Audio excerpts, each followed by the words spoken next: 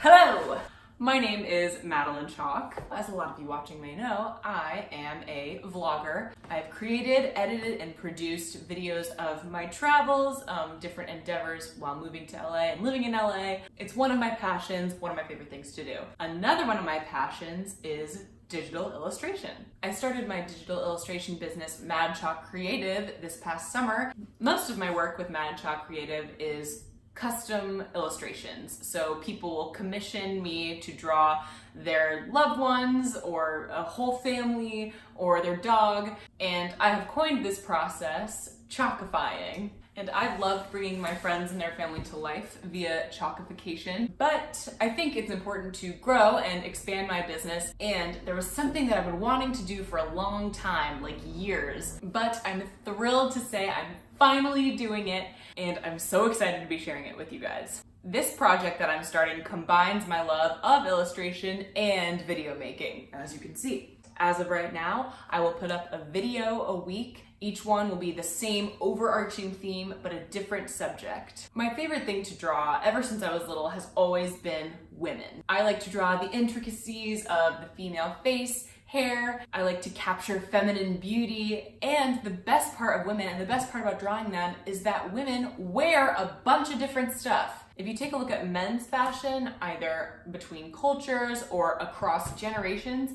things haven't really changed that much. But women's fashion is a culture of its own. And to top it off, historically, women are awesome. As a young woman myself, I believe that the women of our previous history and the women represented in literature deserve a little recognition. And I want to do it the best way I know how, by drawing them. So each week, I'm going to choose a different woman of history or literature, and I'm going to chalkify her and walk you through the process, meanwhile giving you a little education about each subject. So, without further ado, welcome to Making Her Mark. Women of History and Literature Chalkified.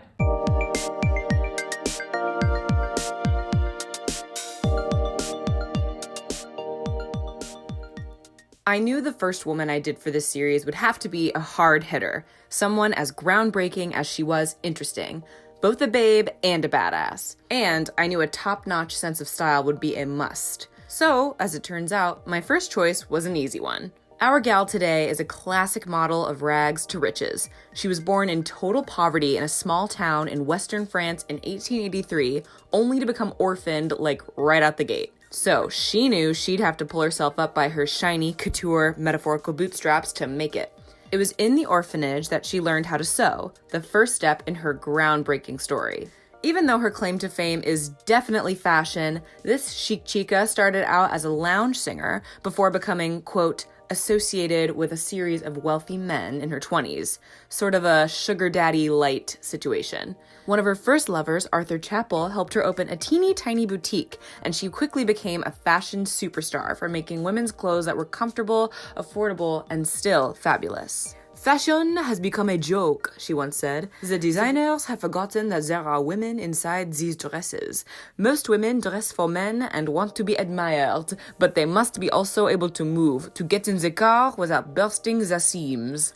No question that this lady became the real style femme fatale the world has never seen in the early 20th century. It was time for women to vote and or work jobs previously exclusive to men. But even though their schedules may have been getting busier, didn't mean they had to sacrifice their style. So our distinguished subject rose to the occasion and started a revolution right alongside her fellow females. She said au revoir to corsets and oversaw the introduction of, to name a few, the collarless cardigan jacket, the spaghetti strap, costume jewelry, and my favorite, pants for women. If you haven't already figured it out, this weekend's female force of nature is none other than Coco Chanel. Even if you know absolutely nothing about fashion, guilty as charged, you've heard of her. Into her later years, she would go on to create Chanel No. 5, which remains one of the top-selling fragrances of all time, the timeless concept of the little black dress, and an empire that still reigns supreme over the fashion world. Many biographies, movies, and Broadway musicals would be created about Chanel, and as long as the fashion biz is up and running, she will remain an icon. So there you have it, Coco Chanel.